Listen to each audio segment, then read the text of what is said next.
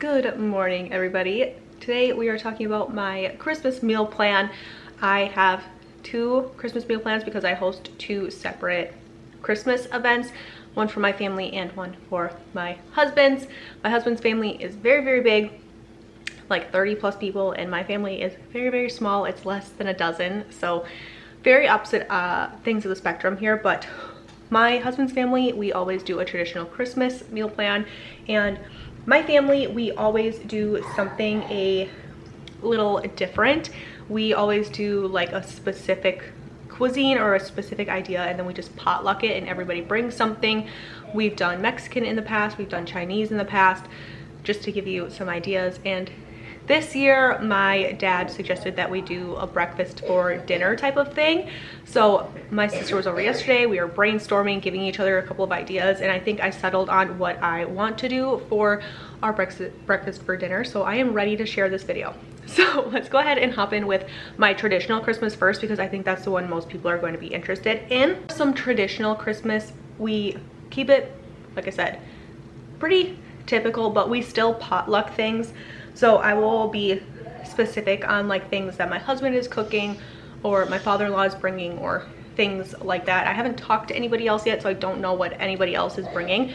But there are always additives. People always bring a dish or bring a dessert or something like that. So this is just what like I am specifically providing, and my father-in-law. So let's just start with that. I always cook the ham. It's very easy for me because the reason I have to delegate some of the bigger items, like my father-in-law does the turkey every year, is because I only have the one oven, and for me to cook the turkey in the oven, it would take up the entire oven. I wouldn't be able to use the oven for anything else until the turkey was out. So it just makes more sense for my father-in-law to cook the turkey. He brings it over, and then we make the gravy quick out of the drippings from the turkey. That way it leaves my oven open for all the other side dishes that I can pull in and out. My dream is to one day have a wall double oven on top of this oven, but my dream is to one day have a double oven. We have this very nice little niche across the kitchen here, and since the day I've moved in, I have pictured a double oven there. But that is in the future. We still have other projects we're working on that take precedence over a double oven, but one day I would love to get a double oven over there. Always cook my ham in my big 22 quart roaster pot, so that doesn't take up any of the oven space. It's perfect up on the counter. It does great there. So we're gonna do a ham and we're gonna do a turkey. On top of those two proteins, my husband also always gets a like 10-pound prime rib from work as a Christmas gift, something they do every single year.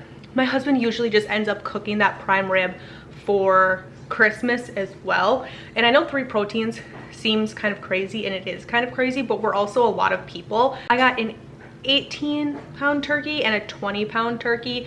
I'll drop probably the 20-pound turkey off at my father-in-law's. He'll cook it. Sometimes I do that. Sometimes he gets the turkey. I already bought both turkeys from Aldi. The limit is 2. I always get 2 turkeys. I was talking to my father-in-law and he said, don't worry about it. I'll buy the turkey and like don't even worry about it. So I already have 2 turkeys, so I might just end up dropping one off anyways, just to like, I already bought it. You might as well just use it.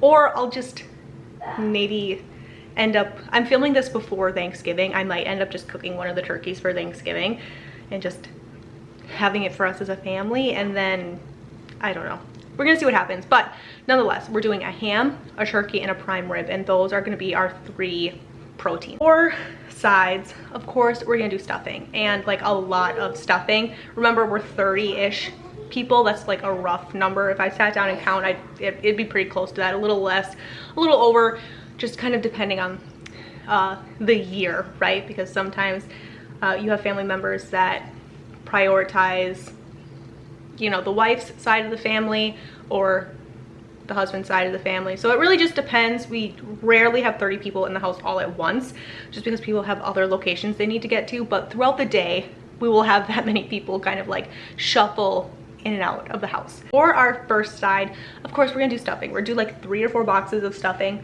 We have to. It's one of everybody's favorite. I feel like you either love stuffing or you hate stuffing. Let me know down below, are you team stuffing? Love stuffing. We do it all the time here, not just for the holidays. Something about stuffing just it elevates a meal. Of course, we're gonna do mashed potatoes. I am not gonna be using the potatoes that we grew from the garden this year because most of my some of my potatoes that I grew are a purple variety. So I grew a white variety and a purple variety. It was my first year growing potatoes, so I wasn't super knowledgeable on like what exactly I was growing. I just kind of went off of the recommendation of the person who was helping me at the Amish shop, what she suggested. So nonetheless, it's fine for us as a family because when I mash the potatoes or we cook the potatoes, some of them are purple, which my kids really like, and they don't taste any different, but I know I definitely have some family members that would be like really weirded out by the purple potatoes. So I'm gonna just buy like a 10-pound bag of russet potatoes, and we will end up cooking up that entire 10 pounds of russet potatoes and mashing them into mashed potatoes. Like I said already, we're gonna make our gravy off of the drippings from the turkey. We just pour all of that delicious liquid, all that like turkey stock and deliciousness into a big pot. We thicken it with either cornstarch or a water and flour slurry, and we just kind of cook that down on the stove. Keep whisking it until it gets thick and delicious and gravy-like. You can add more seasonings, fix it up, because sometimes the flour or the cornstarch will dull the flavor a little bit, and you are good to go. It's delicious. Of course, it can't be a holiday meal without some delicious rolls. I already determined this year I'm just gonna buy my rolls from the grocery store. I've gone back and forth. Some years I make them from scratch. Some years I buy them from the grocery store. But what I settled on last year is I usually will make like 4 loaves of homemade bread, and then I will buy a couple packages of homemade rolls, because we have some family members who really like the homemade bread, and we have some family members who just really like the store-bought rolls. So it's kind of best of both worlds. You can pick your poison, do it with what you wish, and it works really well because typically we'll have 2 really big tables set out, and then I can put a loaf of bread on each end of the 2 tables, and people can pass it back and forth with the butter and all the things, and then it works really well that way. And then the bread is just sitting on the table, because I've found that a lot of times when people are getting up to go get something, it's to get another roll, it's to get another slice of bread. So it works really well. I just have little cutting boards that I use. We put them out on the tables, and it works really, really well. I think I did that for the first time 2 years ago. Works really great. It's just the way I do things now. We're gonna do candied carrots. I did this for the first time last Christmas, and the kids specifically loved it. I talked about this in a video previously. People were very upset when all the candied carrots were gone, so I'm gonna do probably like 2 pounds of candied carrots. This is one thing, if we have leftover candied carrots, we will eat them like as leftovers for a couple of days. We love the candied carrots. It's just carrots that I cook down on the stove with a whole lot of butter, a little salt, a little pepper, and then once they're done, I throw in either a little bit of honey or a little bit of brown sugar, and it just coats them, and they're sweet and delicious. They're so good. Once again, I'm not using my homegrown carrots for this. I'm just gonna buy some baby carrots from the store, and they're gonna be delicious. The other side dish that I'm making is green bean casserole. I always make green bean casserole. Everybody really likes my green bean casserole. I make it a little bit different than like other recipes. I've shared it before. If I can find a video where I've made it, I will link it down below for you guys. But it's really, really good. My secret, we're from Wisconsin, if you don't know. You gotta throw a handful of cheddar cheese in that thing. It just makes it better. And I don't know what it is about that handful of cheddar cheese, but it just makes it so much better. Every time I bring the green bean casserole to a party or a holiday or an event or something, everybody asks how I make it. And it really is. It's just a typical green bean casserole. I will put in 1 can of cream of chicken, 1 can of cream of mushroom, just to get that little bit of variety. And then you throw in a handful of cheddar cheese, and it is just, it's just delicious. Into appetizers. How our holidays usually work is if I say that we are eating Christmas lunch at noon, I will typically have people start showing up at like 11, and they will help me through like that last hour of cooking, and they'll like help me load all of my dirty dishes into the dishwasher, help like that final setup of things. So I really like to have some appetizers out to start, because let me know if your family is like this, but typically my husband's family, we won't eat, or we'll eat like very little leading up to the big holiday meal. By the time people get here and we're helping with that last push and everybody's hungry and the house smells delicious and the ham is almost done, if I don't have the appetizers out, I have people like slicing into the ham or like taking bites out of the casseroles that are done. So it just works better to have some appetizers out. The kids are here, the kids can grab something and they can run and play. So I really like to have just like a couple appetizers out ready to go, and I usually just set them out on the tables that we have set up with our bread, and people can kind of graze and pick as they need. So we are going to do deviled eggs. I'm probably gonna make like 2 dozen deviled eggs. It's one of the family favorites. All of the kids really like the deviled eggs. I think that's because pretty much all of us have chickens, so a lot of our kids are like used to eating a lot of egg products. They love deviled eggs. And I really like deviled eggs because it's something I can prep like the day ahead, and just no matter what I'm doing, if I'm in the trenches of like finishing up meals and people are coming in to help, I can just be like, hey, whoever, if you want their deviled eggs in the fridge, just go ahead and pull them out. They're ready and everybody can grab. For our next appetizer, something we always do, very Wisconsin, we always do a cheese cracker and sausage plate. It's just, you have to have it. You have to have it. It's not a get together, a barbecue, a holiday without the cheese cracker and sausage plate. My father-in-law always provides the sausage. He always brings a venison sausage. And it's always like the first batch of venison that comes back from the processor after hunting season. Really delicious, really great. Everybody loves a good venison sausage. I will purchase a couple different types of crackers, a couple different types of cheeses. Sometimes I get my cheese from Aldi. Sometimes if we're feeling fancy, we will stop at a local cheese shop and we'll get like some local made specialty cheeses, like a bacon cheddar or a jalapeno mozzarella, cheese curds, little whippies. We love them and it just makes it really fun.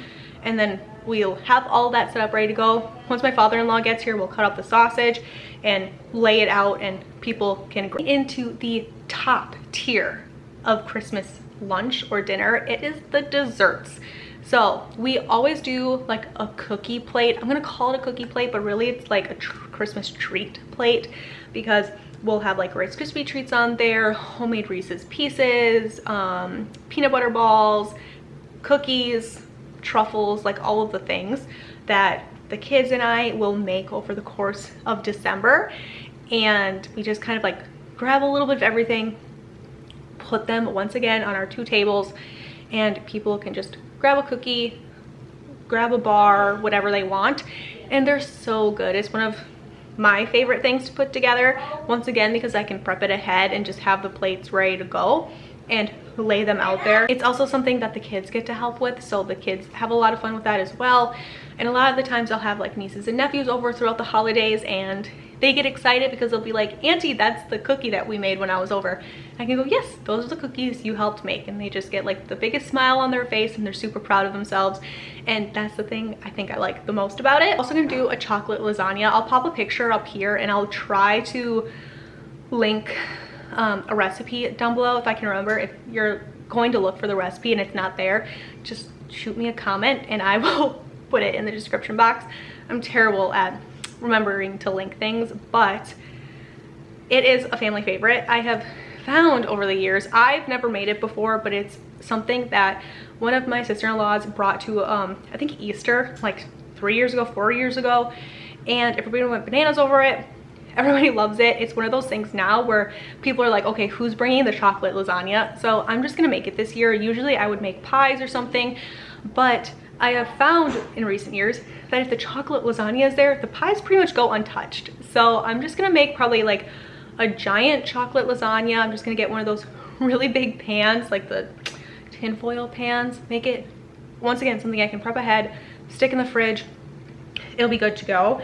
And then that way, if like my mother-in-law wants to bring a pie or something, because she'll bring a pie usually, she can cook her pies and bring them, and then that's one thing I don't have to do. We are also going to do, Aldi sells these cheesecake squares. My Aldi sells them year round, but I've seen that some people say their Aldi only sells them during the holidays, but they're just little bite-sized cheesecakes, and they are just delicious. Sam's Club sells a very similar product, but I think just in a bigger quantity. These, because it's a triple, like you get 3 different varieties of cheesecake. You get a New York, a turtle, and a strawberry, but they're just perfect little bite-sized cheesecakes. And I like that about like desserts where everything looks good, and I want to have like little bite-sized things so I can try a bunch of different things.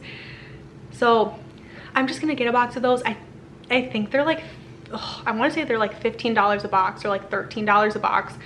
I cannot remember. I almost never buy them because they are kind of pricey, but I figured this year I'm just going with like easy convenience, and that's one of those things that I think is going to be worth it, just to buy it, get it done with.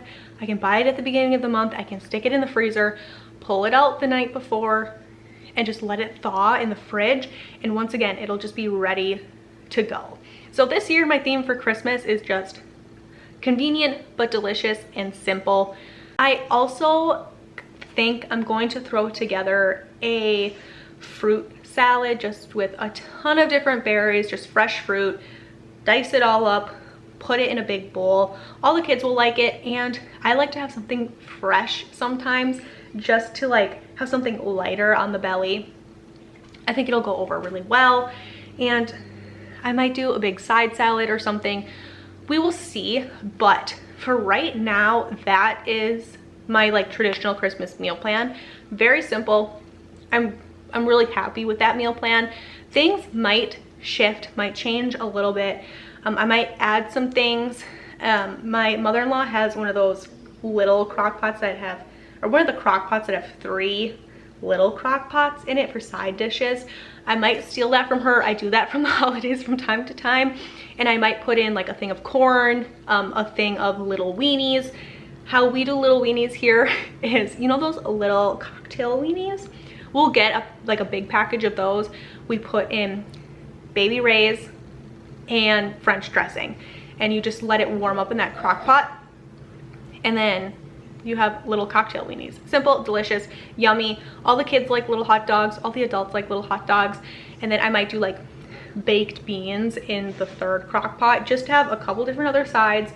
But like I said, this Christmas meal plan is kind of like a roadmap for me. Things might be added, I don't think I'm gonna drop anything, but I might add a couple things. We'll see how it goes.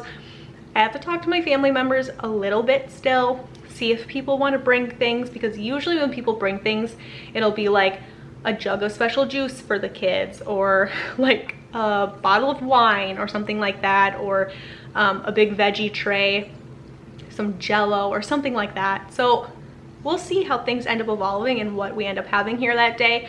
But for right now, that's what I am providing. Getting into my family's Christmas, which is, once again, we're gonna do breakfast. I think, as of right now, what I think I wanna do is tater tots in the oven.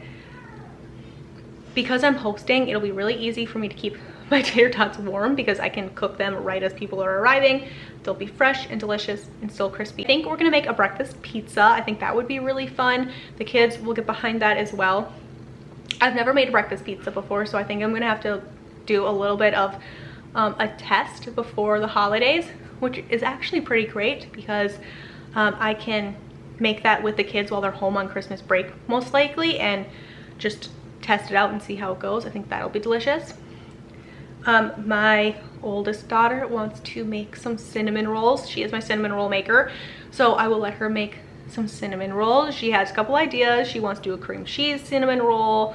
She wants to help make the caramel cream cheese frosting to top her cinnamon rolls. She also wants to do a glaze on her cinnamon rolls. She has an entire vision, so we're gonna do a variety of cinnamon rolls. She's got that, and I will just help. I will be her assistant in the cinnamon roll department. And then I think I want to make, once again, just a really big fruit salad with all the chopped up fruits, just to have something fresh and light. And I think that'll be good. We'll make something sweet with the cinnamon rolls, something savory with our breakfast pizza, a little bit of tater tots just to have, you know, a little tater tot, super delicious, and our fresh element with a really nice fruit salad. I have no idea what everybody else is bringing. My sister talked about maybe making like a really big parfait or something. but we will see what ends up happening with that. So that is my Christmas meal plan for both of the holiday events I'm going to be hosting. Like I said, rough roadmap. Things might end up changing just a little bit on the coming up on the holidays, but for the most part, that's what we're doing this year. So what does your holiday meal plan look like? Let me know down below. I hope wherever you are, you're having a fantastic day, and I will catch you guys in another one. Bye.